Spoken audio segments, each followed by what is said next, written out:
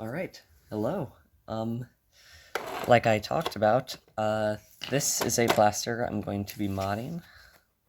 I have some parts here, like this. This is going to be the star of the show here. And, I'm going to put these parts together, and hopefully when I'm done, this blaster should be way, stronger than it originally is. So yeah, this will be fun. I'm going to unscrew the blaster and get all the other parts I need, and then once you have the shell open, you'll see that there are two wires that lead up to the battery tray. You're going to need to just cut those wires out, and then there's a board there that you don't need. After that, you can basically just remove all the original wiring that's in here. We're not going to be needing any of it.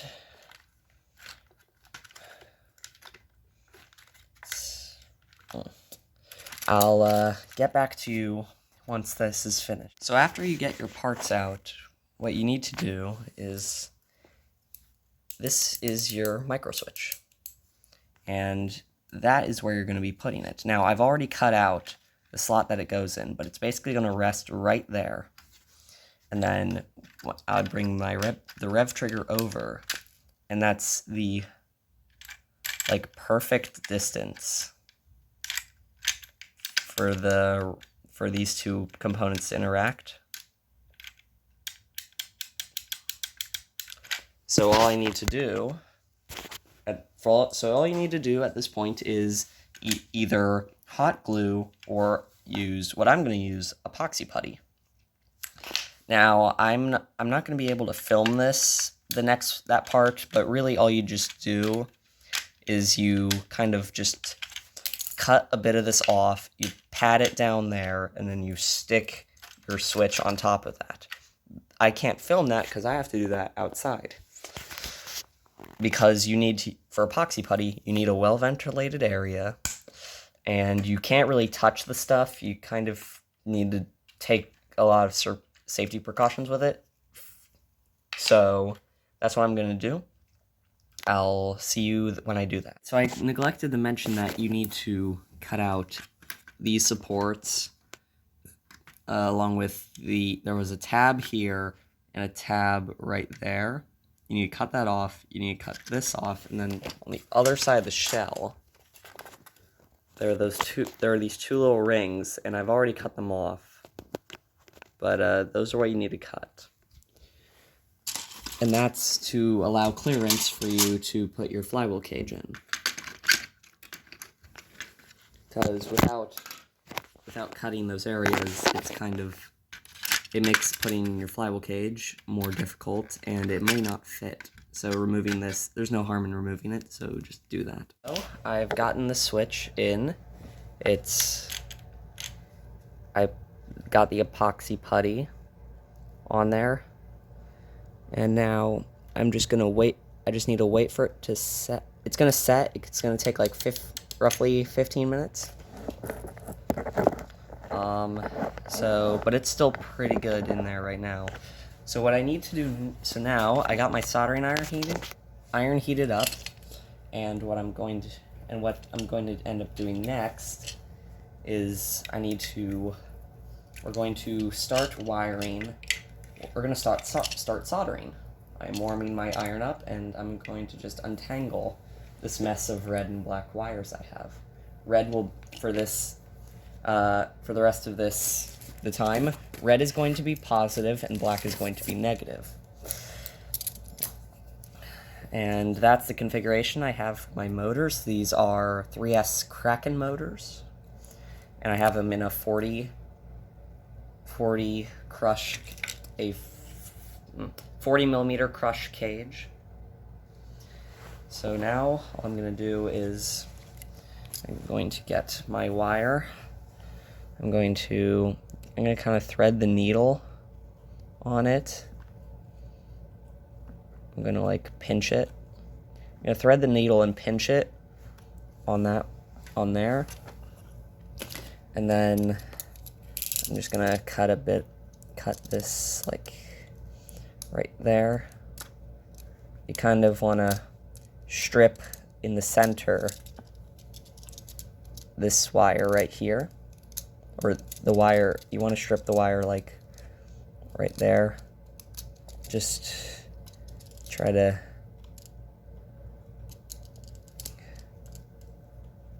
just do that, and then you have your 2 wires right there.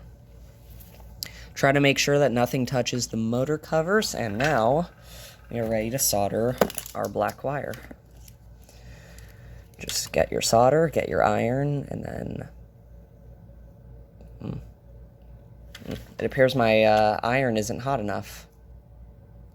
So I'm just going to turn up the temperature, and I'm going to let that heat up. But I've basically got the wiring right for that.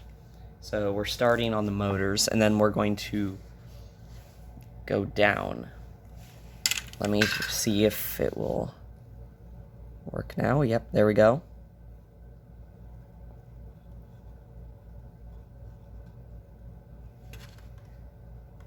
And there we go. We should have just a nice little glob of solder there. And what I'm gonna do is I'm gonna like try to like pinch the wire.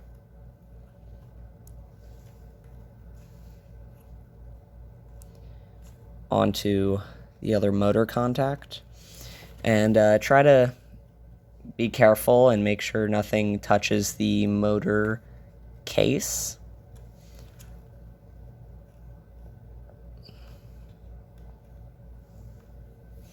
Or the motor housing. And now we'll just solder the next joint.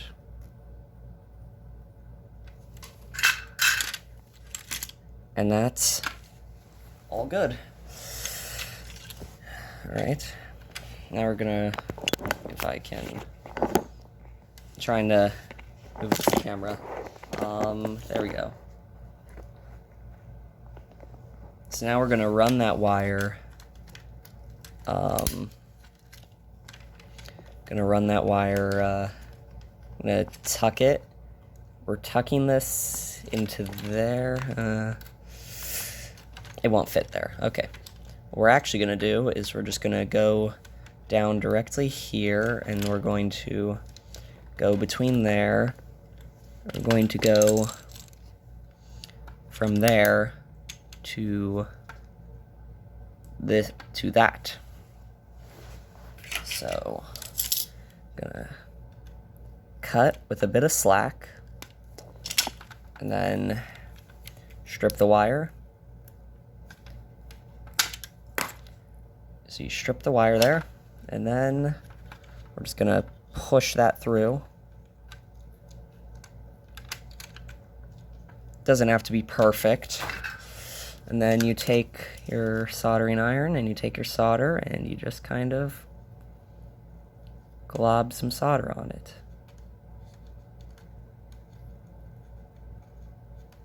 Also, one thing that might be useful, this thing. This like wire thing. If you want to clean your iron, just kind of run it in there. Try to like run it off.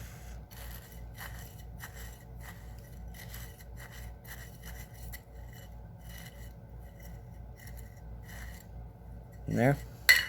Also, please be careful with your soldering iron. And try not to burn yourself. Okay.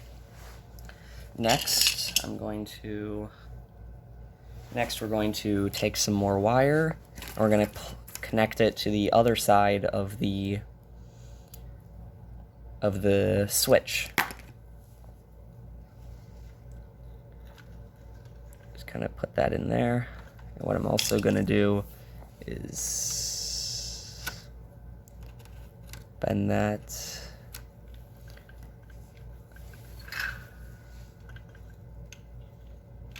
Well, here. I'm going to, well, let's twist this. We're all, if you make a mistake, no biggie. We're all human. Just put it in there, and then solder that nice and good. Here, I'm gonna have to hold that a bit, because you want to make sure it's on the switch and not just on the wire.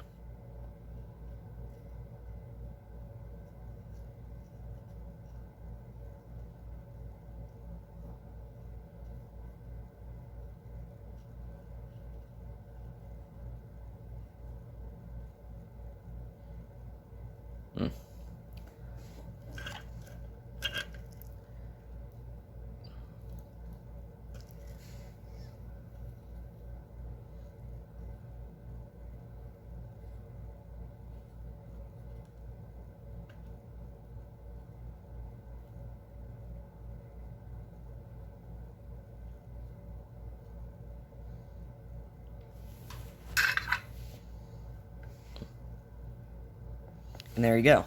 That's connected.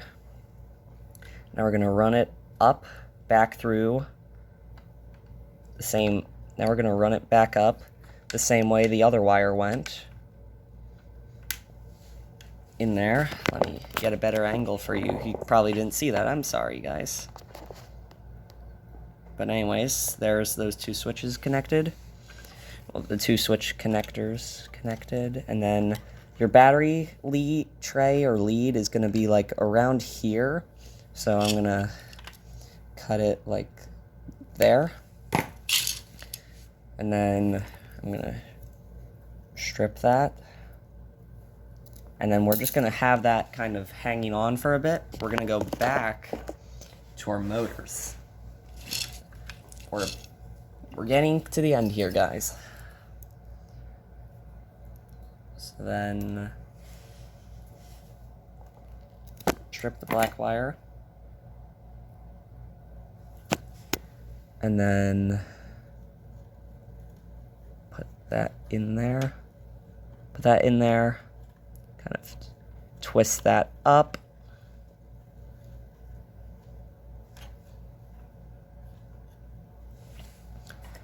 And like I did before, kind of try to leave some slack in there, but as long as if it works, it works. And your goal is you're trying to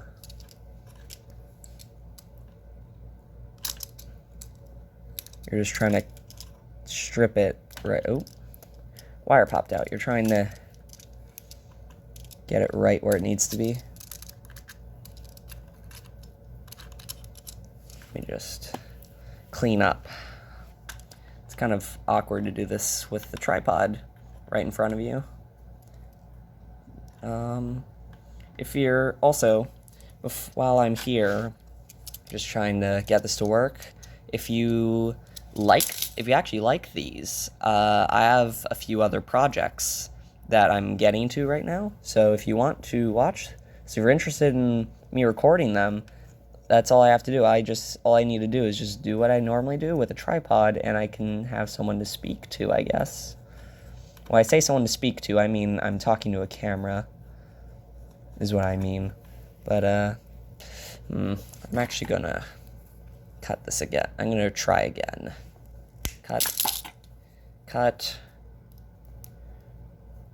Strip. I'm actually gonna have to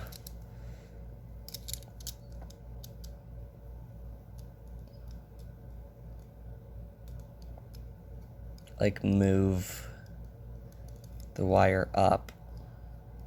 Here, one moment. I just had to take a call, but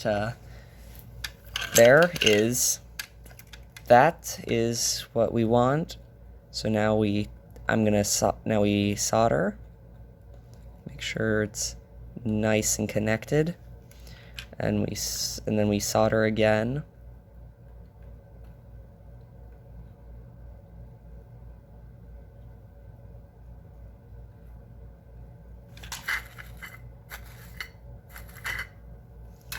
Okay. And we should have our negative connected. And then wrap that up and cut it about there. And we basically have the blaster wiring done already, because it's a semi-auto blaster, so it's a mechanically operated trigger. Now what we need to do is get our battery connector.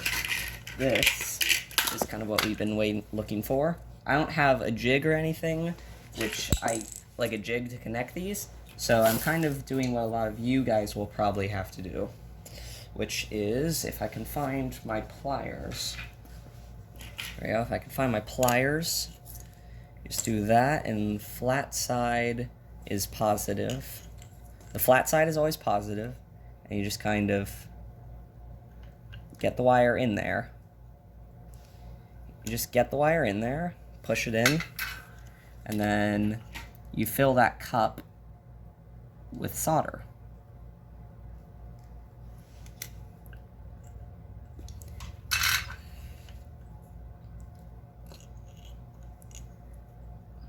And then you do the same thing for this side. This side isn't trimmed, so I need to find that tool again. This little thing. You could really use a knife to strip these. I just happen to have a tool with my soldering kit. But yeah, you can get soldering irons really cheap. I got, to anyone's, flywheel modding can be expensive, but the first time you do it, it's like $30 for a whole soldering iron kit, which is what I did, and then plus the parts you need, like a lipo. The first time you do electronic modding is going to be the most expensive, and then every time you do it, it gets cheaper and cheaper. Basically, well, it gets the second time around when you solder, it gets significantly cheaper.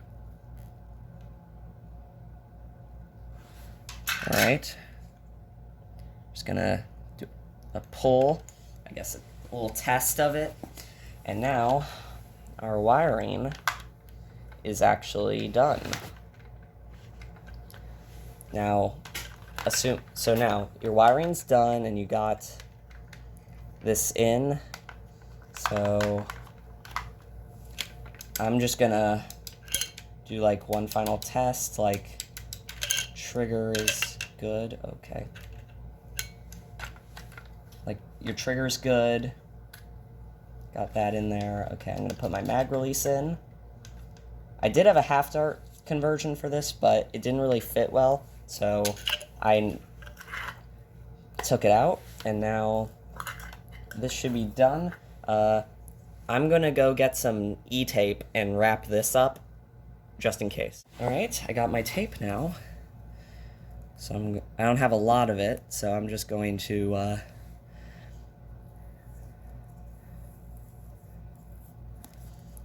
I'm gonna do just something really simple. I'm going to just take that and wrap it around the first wire. I'm gonna wrap it around one wire.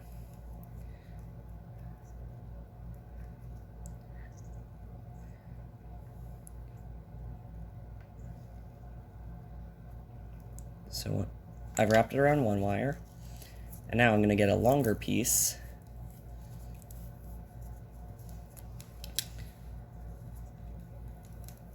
Oh.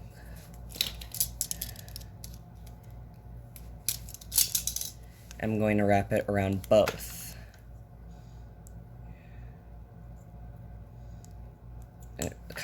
But also I'm going to kind of have the XT60 connector as be enclosed in it.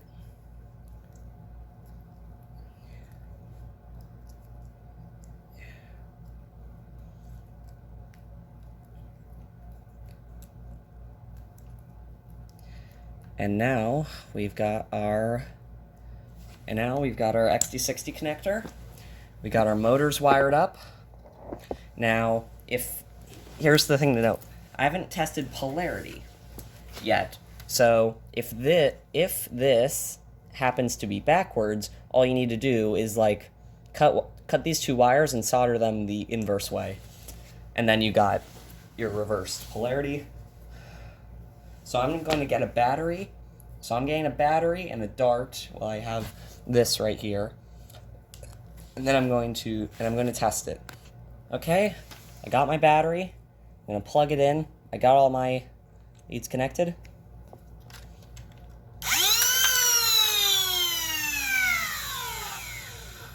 Okay, I believe I have it plugged in the right way, so I'm gonna... Oh! It works! See, it works. It worked.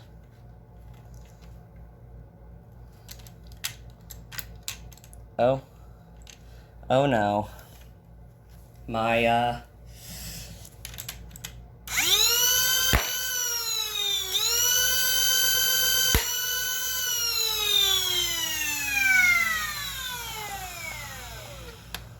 Oh, it decapitated the dart.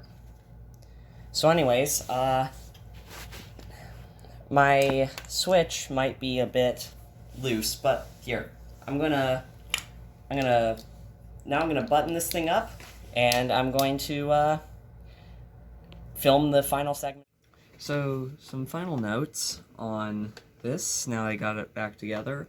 The area around the flywheel cage is actually very tight, and to get this in, I had to kind of push on it pretty hard to get it in there, even though it's still kind of bulging out. But, it works.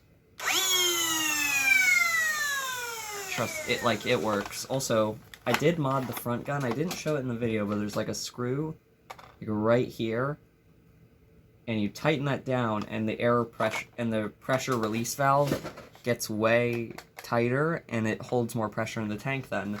So now, instead of not going pretty far, it's like violent now. As for the main blaster, it's even better.